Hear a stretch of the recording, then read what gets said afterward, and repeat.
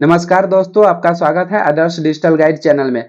आज इस वीडियो में हम सीखेंगे कि कैसे आप घर बैठे नया वोटर आईडी कार्ड अप्लाई कर सकते हैं, वो भी आसानी से और बिना किसी साइबर कैफे जाए। तो चलिए शुरू करते हैं। सबसे पहले आपको अपने लैपटॉप या मोबाइल में एक ब्राउजर को ओपन कर लेना है। जैसे हम अपने लैपटॉप में क्रोम ब्राउजर को ओपन कर लिया है।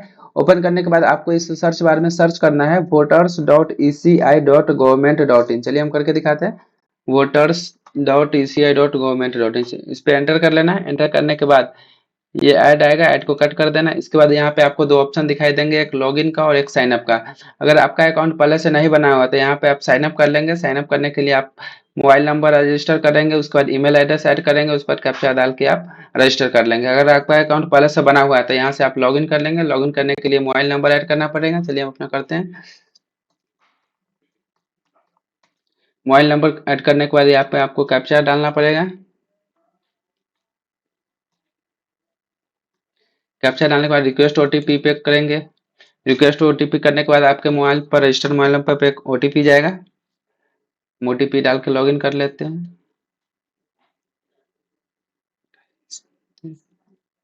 28 29 06 इस पे आप लॉगिन कर लेंगे।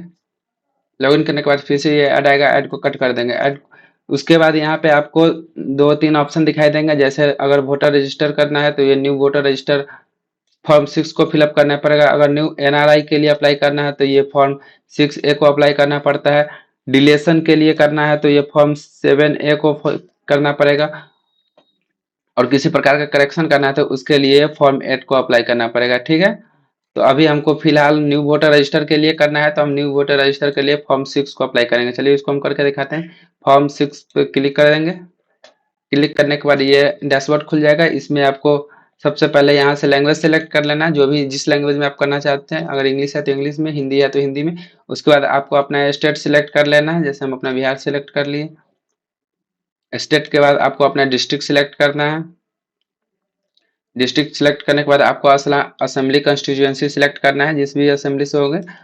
असेंबली सेलेक्ट करने के बाद उसका नंबर ऑटोमेटिक इसमें फिल हो जाएगा। उसके बाद यहाँ से आपको नेक्स्ट पे क्लिक कर देना है। नेक्स्ट पे क्लिक करने के बाद आपको फर्स्ट नेम डालना है। जैसे हम अपना डाल देते हैं लोग, यहाँ पे हिंदी में ऑटोमेटिक आ जाएगा। उसके बाद यहाँ से सरनेम डालना है। सरनेम डालने के बाद इसमें क्लिक करेंगे, हिंदी आ जाएगा। उसके बाद यहाँ से आपको अपना एक फोटोग्राफ चूज करना है। फोटोग्राफ आप फाइल से चूज कर लेंगे। जैसे हम अपना एक फोटोग्राफ यहाँ से चूज कर लेते हैं, सेव कर लेंगे। सेव करने के बाद यहाँ से फोटोग्राफ को ये स्कैन कर रहा है। स्कैन करने के बाद ये हो गया। इसके बाद यहाँ से नेक्स्ट कर देंगे। अपलोड हो गया। अपलोड करने के बाद आपको एक रिलेटिव का इसमें नाम देना। जैसे आप रिलेटिव में फादर, मदर, हस्बैंड, वाइफ या कोई भी लीगल गार्जियन जिसका आप देना चाहते हैं दे सकते हैं। तो हम यहाँ पे फादर चूज कर लेते हैं। फादर यहाँ पे चूज करने के फादर्स का नेम यहाँ से सिलेक्ट करना है।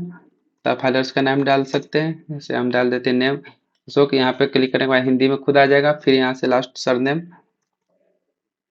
यहाँ से प्रेस करने पे हिंदी आ जाएगा। ठीक है, उसके बाद नेक्स्ट कर देना। नेक्स्ट करने के बाद अगर आप मोबाइल नंबर दे सकते हैं, इसमें अपना ईमेल दे सकते हैं। उसके बाद यहाँ से नेक्स्ट कर देना है। यहाँ से अपना एड्रेस के लिए आधार डिटेल्स डालना है। आधार डिटेल्स के लिए यहाँ पे आधार नंबर डाल के यहाँ से नेक्स्ट कर लेना है। ठीक है, उसके बाद आप अपना जेंडर सिलेक्ट कर लेंगे। अगर मेल है तो मेल, फीमेल है तो फीमेल, थर्ड जेंडर है तो थर्ड जेंडर। ठीक है, अगर मेल है तो इसके लिए यहाँ से सिलेक्ट कर लेंगे। उसके बाद यहाँ से नेक्स्ट कर देंगे। ठीक है, उसके बाद आपको यहाँ पे डेट ऑफ बर्थ अपना चूज करना पड़ेगा। डेट ऑफ बर्थ के लिए इस पे क्लिक करने के बाद ये जो है आइकन, इस पे क्लिक करने के बाद अपना ईयर चूज कर लेंगे। जैसे 2002 है इसका, 2002,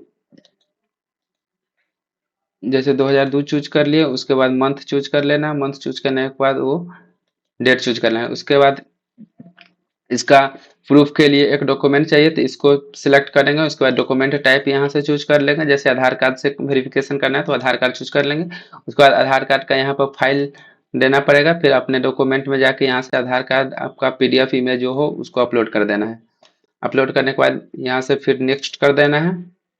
नेक्स्ट करने के बाद यहाँ पे एड्रेस डिटेल्स मांगा जा रहा है तो यहाँ पे हाउस, बिल्डिंग, अपार्टमेंट नंबर जो आपका होगा वो दे सकते हैं। अगर अर्बन एरिया में है तो आपका नगर पालिका या विलेज हाउस नंबर जो हो दे सकते हैं। अगर रूरल एरिया में है तो आप यहाँ पे अपना वार्ड नंबर जो चलता है वार्ड देना पड़ता है, तो हम यहाँ पे वार्ड अपना दे देते हैं। उसके बाद स्ट्रीट, लोकल मतलब गली उली का नाम जहाँ पे है उसका देना पड़ता है। तो अगर हम दे देते हैं हम अपने आप अपने अनुसार इसको फिलअप कर सकते हैं। फिर अपना विलेज और टाउन का नाम भी अपने अकॉर्डिंग फिलअप कर लेना है। उसके बाद पोस्ट ऑफिस डालना है, डाकघर जो होता है वो यहाँ पे सिलेक्ट कर लेना है। उसके बाद पिन डालना है। ध्यान रहे कि पिन वैलिड होना चाहिए, अन्यथा ये इलीगल बताएगा तो नहीं लेगा, ठीक है।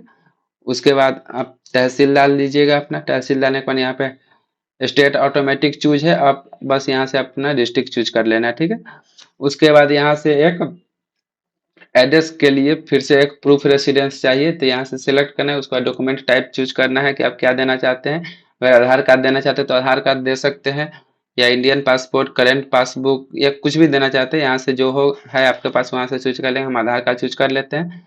उसके लिए फिर से इसका प्रूफ के लिए आधार कार्ड का पीडीएफ चाहिए, यहाँ से हम लगा देते हैं पीडीएफ।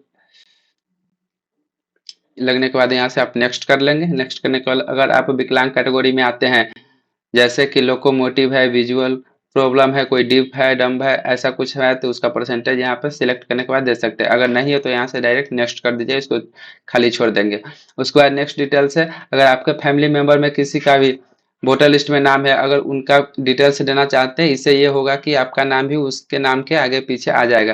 अगर नहीं देना चाहते तो डायरेक्ट यहाँ से आप नेक्स्ट कर सकते हैं, ठीक है।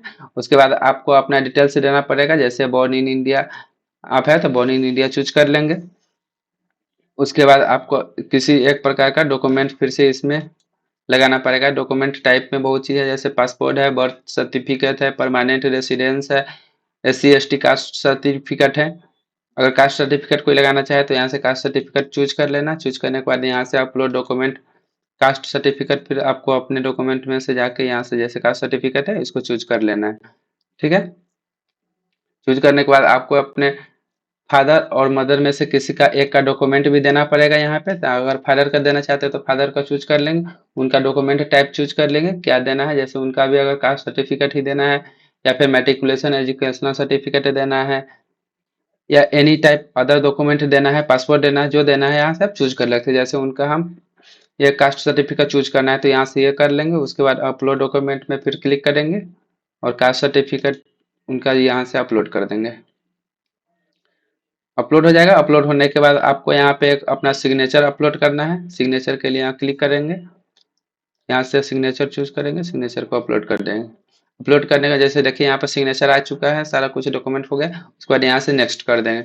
नेक्स्ट करने के बाद आपको अपना डिक्लेरेशन देना है कि हम यहाँ का है, अपना सारा कुछ। जैसे यहाँ पर विलेज पूछ रहा है तो आप अपना विलेज देंगे डिक्लेरेशन के तौर पे।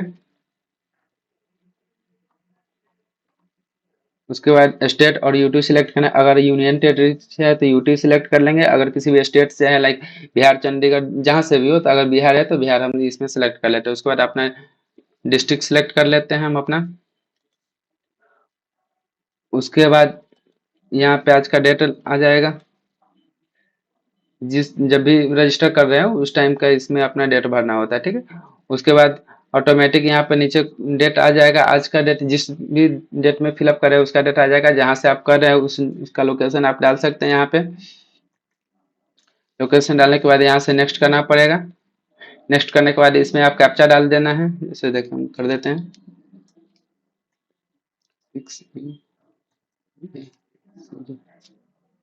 कैप्चा डालने के बाद यहाँ से आपको प्रीव्यू एंड सबमिट करना पड़ेगा, ठीक है।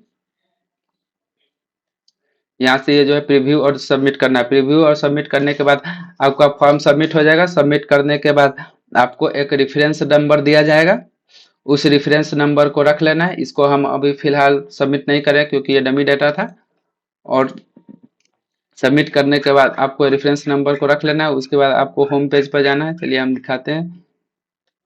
यहाँ से होम पेज पे चले जाएंगे। होम पेज पे जाने के बाद यहाँ से आपको एक ऑप्शन दिखाई देगा ट्रैक एप्लीकेशन स्टेटस।